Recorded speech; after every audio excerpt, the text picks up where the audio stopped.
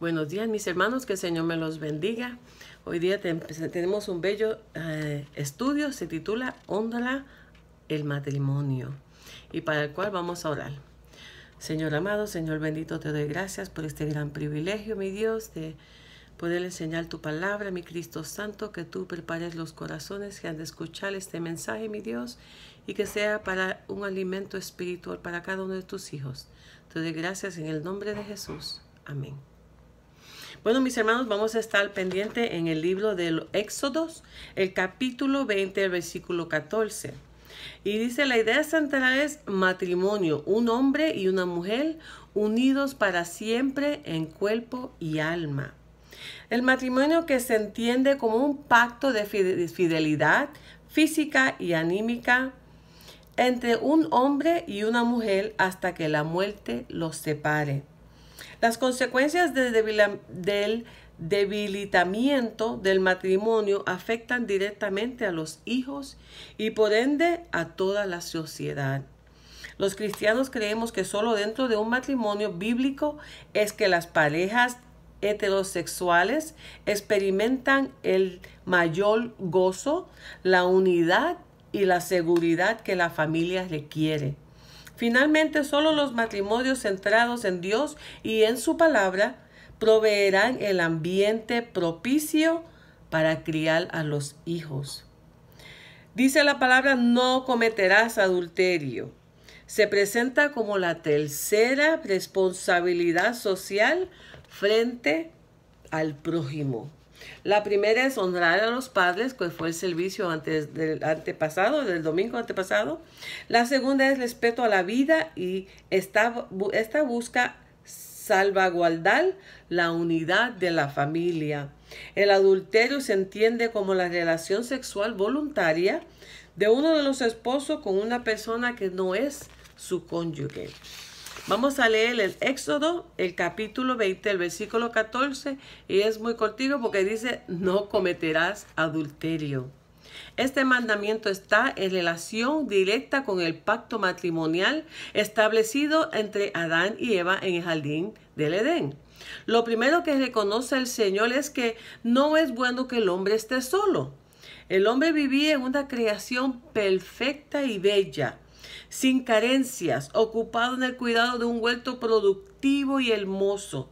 Sin embargo, no era bueno la soledad.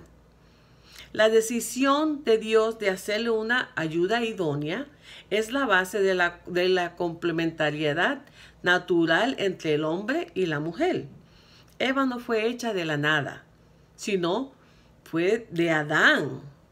Fue hecha de Adán, reconociéndose su identidad e igualdad. Pero también queda claro que Adán entendió que esa mujer que el Señor le acababa de presentar no era inferior a él, sino adecuada y apropiada, idónea para él. Por eso dice esto, ahora hueso de mis huesos y carne de mi carne. La belleza y el fundamento de la relación matrimonial consiste en su complementariedad física y anímica. El Señor mismo evalúa la situación y la rectifica. Los seres humanos se sujetan al designio de Dios, que es juntamente bueno por diseño divino de creación. Dios establece que el matrimonio da lugar a una nueva relación llamada familia, diferente a la que se entiende con los padres, con un vínculo físico y anímico exclusivo e íntimo, en donde ambos ahora son uno solo. Al funcionarse en una sola entidad, singular a los ojos de Dios, entonces esa unión se vuelve fundamental, indisoluble y inquebrantable para toda la vida. Eso quiere decir que nadie puede separar eso. El adulterio es justamente la violación destructiva de esa unión física, anímica y espiritual. El apóstol Pablo habla de esa disolución cuando dice, ¿o no sabéis que el que se une con una ramera es un cuerpo con ella? porque dice, los dos serán una sola carne. Lo que Pablo está dando a entender es que la sexualidad no es trivial, como proclama la sociedad contemporánea secular. Hoy día el sexo es algo que cualquiera, no importa, casado, no casado, amigo, amiga, mujer, hombre, es algo que lo tratan como una sociedad, cuando el Señor lo hizo para que fuera unir el matrimonio y fue algo que complementaba el matrimonio. No se trata de un simple contacto físico, consensual, sensoriable y pasajero. Por el contrario, el acto sexual es un hecho complejo y espiritual en el que se fusionan dos personas en una, como se aprecia en la relación matrimonial. Entonces el adulterio es una violación práctica al propósito de la unidad indisoluble del matrimonio que Dios creó. Porque antes que nada antes que la iglesia, el Señor creó la familia. El desprecio del Señor hacia el adulterio es tan grande que lo usó para referirse a la infidelidad de Israel al irse tras los dioses ajenos, porque llamaba a Israel adúltera por irse detrás de dioses ajenos cuando tenían su Dios, y condenó su práctica con la muerte. Junto con otros pecados que causaban daños a la sociedad, provocarían un gran desastre social y natural, daños que también observamos en la actualidad hoy día. Vamos ahora, mis hermanos, leer en Segunda de Samuel capítulo 11, los versículos del 1 al 3. Y la palabra del Señor dice: aconteció al año siguiente, en el tiempo que salen los reyes a la guerra, que David envió a Joab, y con él a sus siervos y a todo Israel, y destruyeron a los amonitas, y sitiaron a Rabá. Pero David se quedó en Jerusalén. Y sucedió un día, al caer la tarde, que se levantó David de su lecho y se paseaba sobre el terrado de la casa real. Y vio desde el terrado a una mujer que se estaba bañando, la cual era muy hermosa. Envió David a preguntar por aquella mujer. Y muchos conocemos esta historia. Dice que David estaba disfrutando de su periodo de prosperidad y paz. Los años de quebranto y pruebas habían pasado. El arca estaba en Jerusalén, el Señor estaba comprometido con David y ahora había paz en Israel. David administraba con justicia y equidad a todo su pueblo, y tenía buenos líderes a su alrededor que lo ayudaban a gobernar en sabiduría. David estaba pasando por uno de los mejores momentos de su vida. Es posible que todos esos éxitos y la tranquilidad hayan determinado por relajar a David y hacer que bajara la guardia. Todavía quedaban enemigos alrededor y era importante fortalecer las fronteras, pero el rey prefirió enviar a sus generales que vayan ellos a pelear, que ellos vayan a hacer. Yo estoy tranquilo aquí en mi casa, y se quedó. Joab es su asistente y todo Israel estuvieron listos para asumir con lealtad y sacrificio sus funciones y responsabilidad en la defensa del reino, pero no el rey. El rey decidió quedarse en su casa y relajarse, y levantándose de un nap, como decimos, un sueñito, una siesta, estaba paseando. Él estaba inmerso en un estilo de vida descuidado y relajado que lo llevó a descuidar sus deberes reales. Su comportamiento muy relajado y ocioso se observa cuando se levanta de una siesta prolongada y su única ocupación es pasearse por ahí. Lo único que tenía que hacer es pasear, caminar, relajarse. Estaba tan inmerso en la satisfacción egoísta de los placeres que le fue imposible contenerse ante la belleza desnuda de Betsabé. Todos sabemos que no podemos mirar a donde no debemos. La misma ley que David conoció muy bien prohibía descubrir la desnudez del prójimo en una larga lista de casos posibles. Betsabé no se estaba exhibiendo descaradamente mientras se bañaba. Es posible que haya tomado todas sus precauciones del caso y le tocaba a David voltear la cabeza y mirar para el otro lado. Sí, mirar, él tenía que voltear la mirada si es que fue expuesto a la desnudez de esta mujer casada. Sin embargo, ¿qué hizo el rey? Se adelantó. Aquí viene cuando dice la palabra del Señor, la concupiscencia, y ahí produce el pecado. El rey fue desobediente y muy permisivo con sí mismo. No solo la vio y la deseó, y se dejó tentar del enemigo, sino que dio pasos adicionales para tomarla, para cogerla para sí. La sociedad contemporánea está muy sexualizada.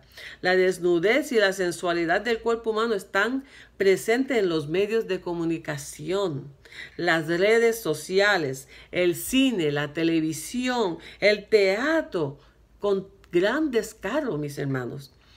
Eso ha hecho que los cristianos perdamos mucha sensibilidad espiritual y nuestros corazones se hayan endurecido con respecto a una realidad que la sociedad promueve, pero que el Señor condena.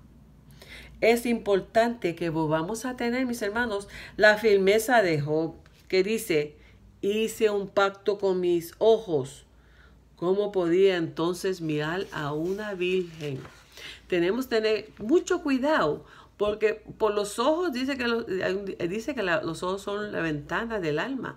Y lo que vemos, a través de lo que vemos, pecamos, mis hermanos. Porque si vemos a un hombre, una mujer desnuda, como hizo David, y mirarla para otro lado, otra cosa es. Pero hacer como hizo David, que lo llevó más adelante en buscar y saber quién era esa mujer. No porque quería a lo mejor castigarla porque estaba desnuda. No, él quería era para tomarla. La vida de David, cómoda y lujosa como rey, le produjo confianza en sí mismo. En sí mismo. Y falta de sobriedad. David en ese tiempo dejó de ser un hombre conforme al corazón de Dios. ¿Por qué? Porque se dejó llevar de sí mismo, de la tentación que el diablo le presentó, y él cayó. Vamos a seguir leyendo, mis hermanos, 2 Samuel, el 11, del 3 al 5, y dice: y le dijeron: aquella es Betsabé, hija de Eliam, mujer de Urías Eteo. Y envió David mensajeros, y la tomó, y vino a él, y él durmió con ella. Luego ella se purificó de su inmundicia, y se volvió a su casa. Y concibió la mujer, y envió a hacerlo saber a David, diciendo: estoy encinta. David estaba muy cegado por el apetito desordenado que se había producido en su corazón después de ver a Betsabé. En lugar de cerrar los ojos, obedecer la ley y alejarse de la tentación, él hizo todo lo contrario. Y como dijo Jesús: pero yo os digo que cualquiera que mira a una mujer para codiciarla, ya adulteró con ella en su corazón. Nada más con mirar y desearlo en tu corazón, ya con eso, mis hermanos, es pecado. Dice el Señor Jesús en su palabra: ya con eso hemos pecado. La caída ya había empezado antes en su propio corazón, tal como dice Santiago. Entonces la concupiscencia, después que ha concebido, da a luz el pecado, y el pecado, siendo consumado, da a luz a la muerte. Mis hermanos, es algo tan peligroso. El camino seguro era huir del pecado, como hizo José. Pero David no fue diligente ni obediente, porque sabemos la historia de José, que la mujer de Potifar, el que estaba de su, ¿cómo decir? Era esclavo de él, ¿sí? Pero Potifar fue un hombre muy poderoso, y la mujer de él quería estar con José. Pero José, en vez de decir: sí, está bien, no, José se le fue de su lado, porque él sabía que estaba malo, que hubiese hecho algo mal. David no se contenió, no se contuvo, y pecó, y la deseó en su corazón, y actuó a través de ese deseo. El camino seguro era huir del pecado como hizo José. Lo que fue solo una mirada, mis hermanos, furtiva en la distancia de la desnudez de una mujer desconocida, se fue convirtiendo en la imagen de una persona con nombre y apellido. David no dudó en indagar acerca de la mujer que había visto y le dijeron: aquella es Betsabé, hija de Eliam, mujer de Urías Eteo. Uno se pregunta si no bastaba con que le dijeran que esa mujer era casada, pero despertar al rey y hacerlo enfriar y alborotar sus planes lascivios. Pero Urías Eteo no era un desconocido. David conocía a Urías. Urías era uno de los hombres que era uno de los que estaba en el ejército, que peleaba por su rey, por su patria. Él conocía a Urías. Dice que Urías no era desconocido porque llegó a ser distinguido como uno de los soldados valientes del ejército de David, que en ese momento estaba peleando sus batallas mientras David estaba en su casa descansando, cogiendo siesta, paseándose por el palacio, mientras Urías estaba peleando por David. La lascivia lo hizo perder el respeto por Dios, sus mandamientos y la honra al sagrado vínculo que existía entre Betsabé y Urías como marido y mujer. Él no pensó en nada de eso. Él quería lo que quería cuando lo quería. Y él lo deseaba y en su corazón lo iba a hacer. Él sabía que estaba mal, claro que sí. Y era ley que él conocía. Pero su lascivia lo llevó a seguir. Uno de los aspectos más vergonzosos de ese suceso es que David estaba mostrando su deseo por una mujer casada. David estaba mostrando ese deseo por Betsabé, conociendo quién era su esposo y quién era su familia. David estaba contaminando a otros con su pecado. Y no hay duda de que se estaba jugando la vida, porque sabía cuál era la condena para aquellos que eran sorprendidos en adulterio. Él sabía que era muerte. Sin embargo, nada lo hizo retroceder. Mis hermanos, algunas veces cuando el diablo se apodera de uno y uno nada más que ve eso que quiere y eso que desea y eso que está delante, y si el diablo le cega los ojos, si uno no está comprometido con el Señor, y nos cega hasta tal punto, mis hermanos, que podemos hacer cosas que nunca pensábamos hacer. Eso es lo que pasa, porque nos cega el diablo y nos cega hasta el punto que hacemos cosas que decimos: ¿cómo fue que yo hice eso? Ese no era yo. Pero sí, ¿por qué? Porque nos dejamos llevar. El diablo lo que necesita es una grieta bien pequeñita para entrar. Y nada más que le damos el lugar a él y él hace desastre, mis hermanos. Su corazón ya dice que él ya no era el hombre a través del corazón de Dios. Él estaba contaminando a tanta gente con lo que estaba haciendo. Su corazón estaba completamente y totalmente endurecido. David consumió el adulterio con Betsabé. La actitud, la decisión y los actos de Betsabé no se discuten en esta sección porque se trata de visualizar el acto vil del rey. Y en ese tiempo al rey no se le decía que no. Él era el líder, especialmente las mujeres. Tenía que hacer lo que el rey dijera, porque ese era el tiempo. Se respetaba el rey. El rey era la ley. Por el cual yo imagino que Betsabé no encontraba cómo decir que no al rey. Él sabía que estaba casado. Él sabía quién era Urías y él sabía quién era Betsabé. Dice: tomará el hombre fuego en su seno sin que sus vestidos ardan. Andará el hombre sobre brasas sin que sus pies se quemen. Así es el que se llega a la mujer de su prójimo. No quedará impune ninguno que lo tocare. Eso está en Proverbios 6, del 27 al 29. La experiencia de David, mis hermanos, demuestra cuán profundamente pudiera caer una persona cuando se aparta de Dios. y de la dirección del Espíritu Santo. Cuando nosotros, porque no es Dios que se aparta de nosotros. Nosotros nos apartamos de Dios, nos apartamos de la presencia del Espíritu Santo que vive, supuestamente vive en nosotros, pero nosotros nos apartamos de tal manera que hacemos cosas que nunca pensaríamos que haríamos. David eventualmente se arrepintió y Dios lo perdonó. Claro que sí. Dios amó y ama a David, amó a David mucho. Lo que no amó fue el pecado. Pero Dios no eliminó sus consecuencias. Mis hermanos, tenemos que tener mucho cuidado cuando pecamos, que cometemos pecados que pensamos que algunas veces son imperdonables, pero no, el Señor nos ama. Él ama a sus hijos, lo que Él no ama es el pecado, y Él ama al pecador, pero no ama el pecado.